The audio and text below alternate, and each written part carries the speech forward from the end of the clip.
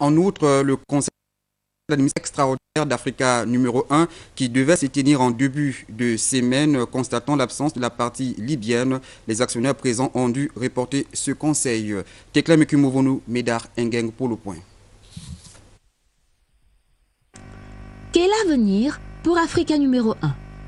La question taraude bien des esprits au lendemain de la tenue des États généraux de la communication, les deuxièmes du genre.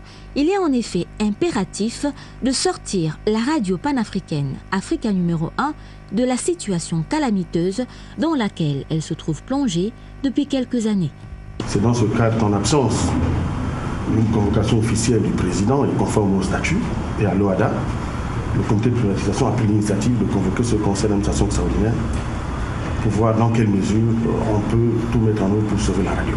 Prévu le mardi 27 janvier 2015, le conseil d'administration extraordinaire d'Africa numéro 1 n'a pas pu se tenir, vu l'absence de la partie libyenne. Le quorum de ce fait n'étant pas atteint, il a été tout bonnement reporté conformément aux dispositions de l'OADA.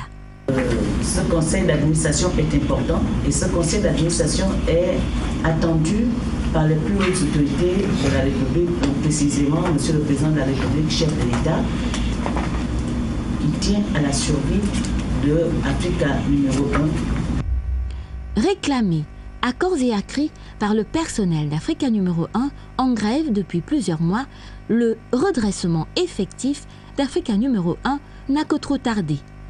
On rappellera que la partie libyenne détient 52% des actions, la société de production Image et Son 13% et l'État gabonais 35% des actions de la société anonyme Africa numéro 1.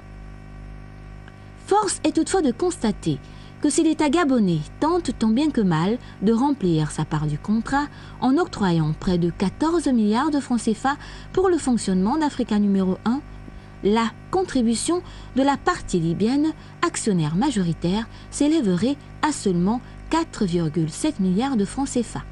Reporté, le conseil d'administration extraordinaire d'Africa numéro 1 pourrait se tenir en début du mois de février.